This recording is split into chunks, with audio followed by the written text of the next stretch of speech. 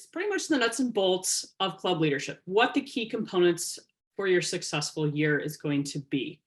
So as many of you guys know, there's plenty of hats that club presidents wear, and it's going to be challenging, but that's okay. I mean, it's supposed to be challenging, right? That's what all leadership's always about. It gives you that opportunity to develop various skills as a leader, help others define themselves, and make a significant impact. I mean, that's what you want to do, right? You want to leave your legacy as that president. And it might be that you have to have multiple hats to start with, but as long as you think as a winner when you start, you're going to be fine leading.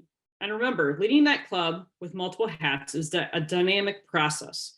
It's all about reflecting, having your adjustments to change, and that way that you can lead to create a successful and thriving club and have that great culture.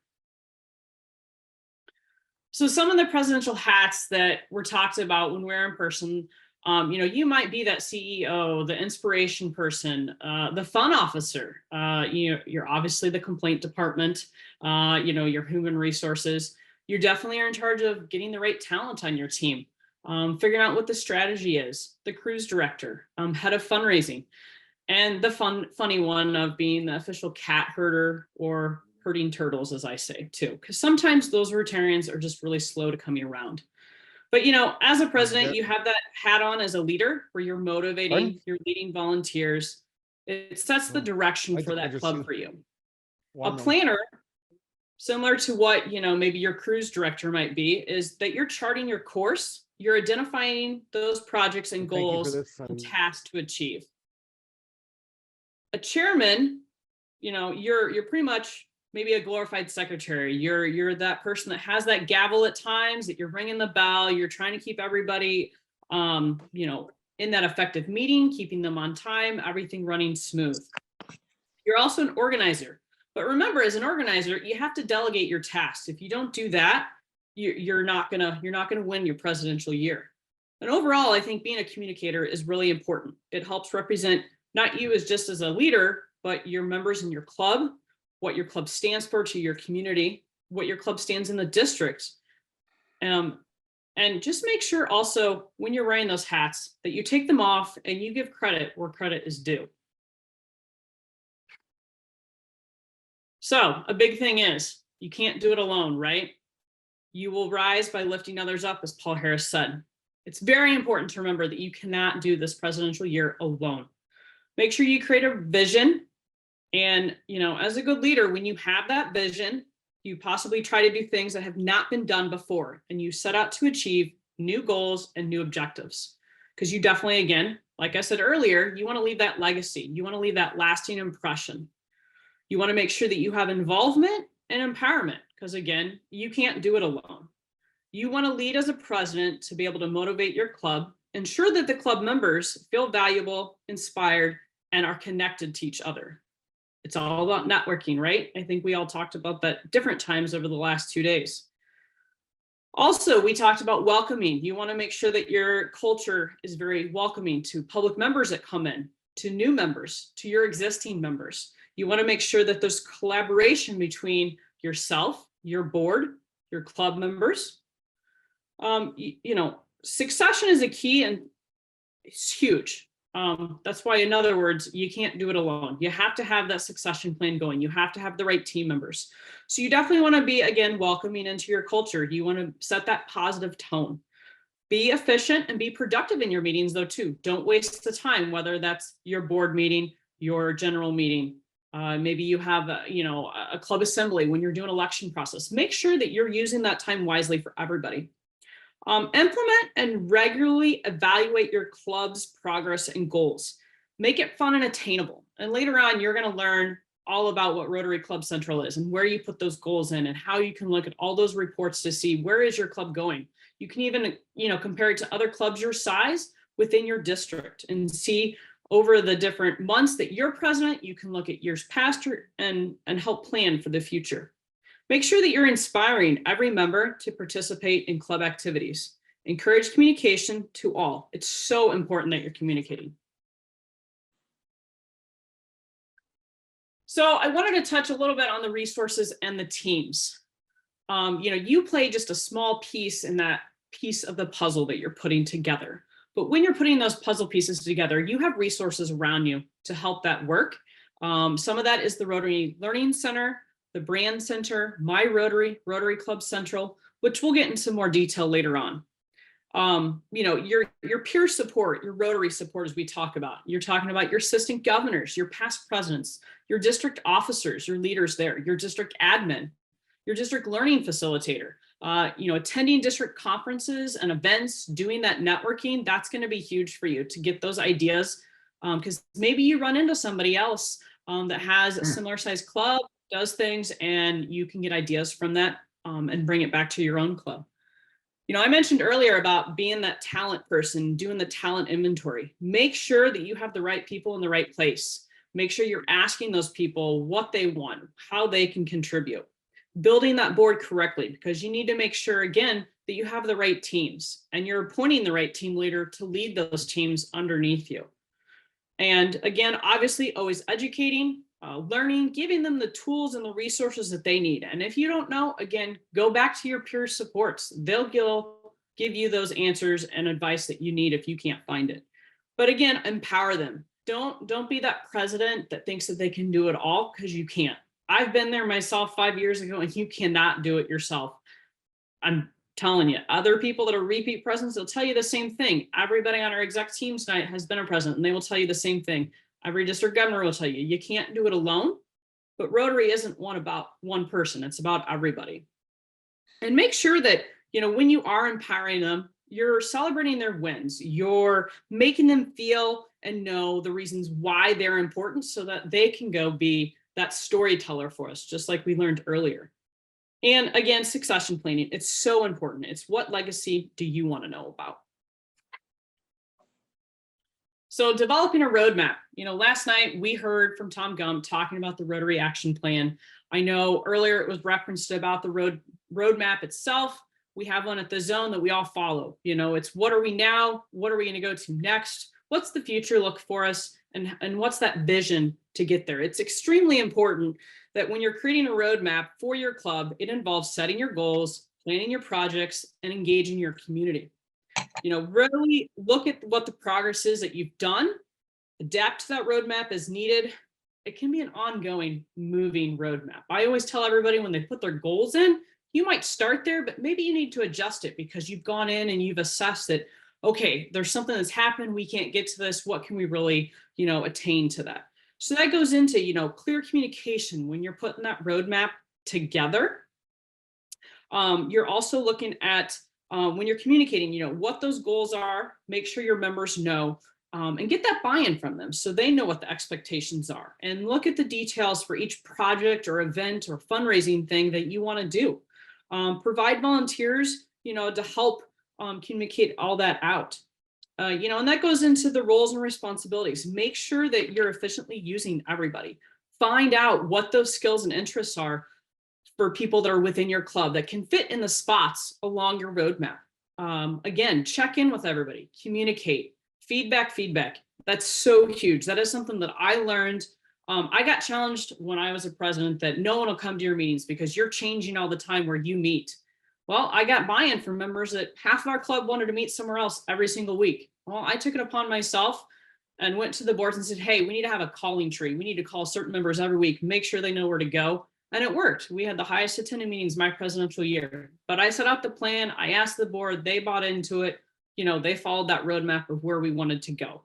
So just, really communicating out and asking for that feedback, reaching out as an example. I reached out to those members. They were happy to see that they were reached out to and they knew what was going on and they felt like they were heard. And again, celebrate the wins, express the gratitude for that time and dedication that maybe you asked somebody to do a specific job during that roadmap process. It's the small tokens that play a big part on that appreciation. Paying it forward is huge. Timing. So that's a big thing. A lot of people think that this presidential role can be a full-time job. So going back to, you can't do it alone. You don't want it to be a full-time job. You want it to be that it's flexible for what your volunteers, your Rotarians can do for you. You want to make sure that, if it's somebody that has small kids, isn't a reason why they can't do this, but maybe they can do something different because of that. Want to make sure that you provide the variety of volunteer opportunities so that you can cater to different interests and skills. This flexibility will increase your engagement and your club culture, and it'll allow members to contribute to the way that align to their strengths. So, I think I said it in person, you're not just the leader yourself, you're helping develop the other leaders within your club so that if something would happen, they could step up, or they want to step up after you because they want to continue the success that you built for them in that club. So the pathway to success, we talk about this all the time. Looking at what your Rotary Club looks like through the health check. Looking at doing surveys or pop quizzes when you're in your club to see what do Rotarians want. Allow members to have that opportunity to make themselves heard. Do a visioning process. Set your goals. When you're setting your goals, maybe you need to do a SWOT analysis for your club to figure out, what's those strengths, where's those weaknesses, where can we grow, what can we do differently? Create that action plan. That's what the Rotary Action Plan is all about. It's got steps, tools to help you, definitely out there on the Rotary website. But, again, it goes back to celebrate those achievements, empower those people, make them feel special. Always remember that enthusiasm is infectious. So you definitely want to be positive about it. It might not be the funnest thing at times, but if you've got the right people behind you, it's going to be fine. So again, relax and be yourself. You always want to do fun in Rotary. So this is maybe not always the fun subject to talk about, but navigating change is really, really important. I know we talked about conflict management and courageous conversations earlier, but navigating change is a big key for your leadership as presidential. It might be scary, but don't let it be. If you've got the right people behind you, the change should be easy, right? So change management, it's a structured approach to transitioning your team, your individuals, your Rotarians to feel like we're here, but we want to get to point Z. And how do we do that? So that's what your role is as president, is you're helping them change for the better to help those that are in need in your community. It might be people in your own club that need help. So, we talked about the Rotary Action Plan or a roadmap. That might help you in the planning process for that change. Communication, that's super important when you're wanting to do change. Make sure that, there's reasons behind that communication and behind the change, and that it's clearly defined when you're talking about it. Again, put that surveys out, put the pop quizzes out, seek that input and feedback from the different members to ensure that you know that they have that sense of ownership, that why do they have that buy-in into your club? Look at implementing changes, maybe not broad, you don't want to give them the whole lottery piece at the time. Maybe you do it in small steps. So that goes back to, planning it out on the roadmap, coming out with your plan, what you're going to do. Make sure that you are involving the right leaders that could be champions on that change. Maybe it's somebody within your club that came up with the idea, and have them be that champion. Because maybe they're the ones that can make that light bulb go on for somebody within your club. And that's really important. The other thing is yeah, you might have resistance to change, but if you have the right board, the right leaders behind you, you have your support from your district, you'll always have somebody to help have your back and help you with those hard conversations. You want to make sure, again, evaluate, adjust. If it doesn't work right the first time, go back and change something. Maybe you had point A and you made it to X, but you didn't have Y figured out. So you got to backtrack a few steps. That's okay. It's all in the process of it.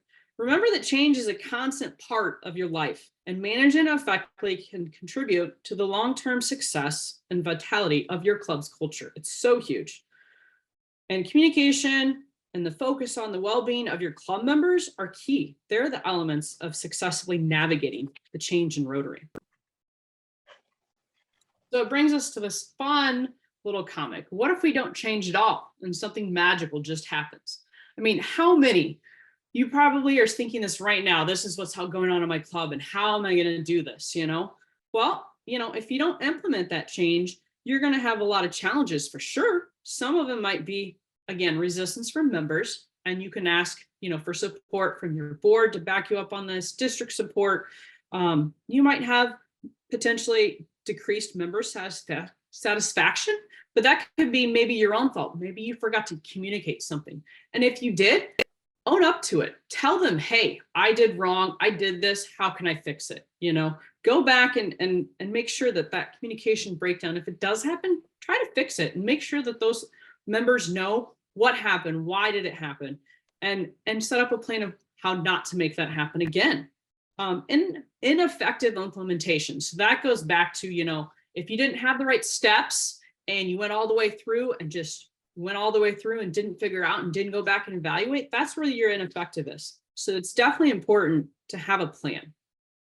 It can also have a negative impact on your club culture for sure, if you don't get everybody to change. So it goes back to, making sure that you're leading right. Everybody has that buy-in. Don't feel like you're failing when you can't achieve your goals. I mentioned earlier that you might set your goal here, but you go back and change it. It's because something has changed that you have to. So that way you can attain your goal. Maybe you set a membership goal for, your club size is 60, you wanted to gain 6 members, and it just really hasn't happened yet because there's other, factors, something maybe happened in your community that you just couldn't do it anymore. You go back and you change your goal. Maybe you only got 1 for that year. And you set a plan of, well, how can we get the other 5 maybe the next year, and set that plan up. Just make sure that you're not missing those opportunities for improvement by not doing the change. So some of you might ask, what are the impediments to change? You might have club members, a club culture that, it's too comfortable. It's easy to do it this way. The traditions always been done this way. A lack of a plan. A lot of it though, and what we talked about in person for sure, and I'm going to repeat it again, is that plenty of people will resist change because of the fear of unknown. You have to remove the fear of the unknown. If you don't do that to start with, and you don't take that challenge on, you won't get people to buy in. But that's easy to do by doing the communication. Don't lack on it. Talk to them. Get that member buy-in. Make sure that you're getting the support, make sure you're getting the member involvement, and make sure that they're heard. So that way, then that fear of the unknown can be changed for them. Give them examples of maybe other clubs have done something that and you feel will work in your club. Make sure that they see that. Other things that could happen is, and we all know this, is Rotary members are growing old. We're trying to get those generational gaps done, get those younger members, and make sure you're reaching out to them and making sure that you understand both sides of, what do you want if you're the older Rotarian, and what does the younger Rotarian want? Because maybe you guys can meet in the middle. That's huge for that. So just, make sure to overcome it. Doing your effective change management, looking at clear communication, have your active members do great leadership support, just different things to make sure that you're leading your club right. So it comes to the question then of, how is a club president able to better lead a club through change? So a quote that I've always, done, and I ran into a new one this week, and it was called "See the change and be the change." That's really huge, I think, for this. And I think you guys have the full capability this year of being able to do that. You get to create a picture of how to accomplish that goal as that president in your club, so that club members can vividly see how that change will impact them. Develop your consensus by listening and looking at those members, asking them what they want, ask for that information back from them. And, share your enthusiasm, be positive about it, be humble, acknowledge and tell them, hey, we might fail at this, but we've all failed together and we've all done it together. We've worked together. So again, I'm going to repeat it again. You guys are probably tired of hearing me tell you, clear communication is so huge for this. And you got to have a vision. You got to have a plan, Rotary action plan, follow the roadmap, lead by example. We were probably all taught as kids, if you want respected, you treat others with respect, you'll get the same respect back. But lead by example, demonstrate that positive attitude towards the change. Be inclusive to your members again. Make them feel that their perspectives are valued and they're heard. Because if not, obviously, they're not going to get on board with you. They're not going to be part of your team. Address those concerns, resistance, have an open discussion. Maybe you need to have support come in from, your assistant governor or your district leaders to help you with, maybe it's a difficult, topic, but if you're effectively communicating to them, you're making them heard, you're not going to have those issues. And again, celebrate those milestones. Those small little appreciations are huge for people, huge, huge. And again, just reflecting on these aspects that I've talked about can help current and future Rotary Club presidents navigate their roles more effectively and contribute to the overall success of their clubs on Rotary in this coming year.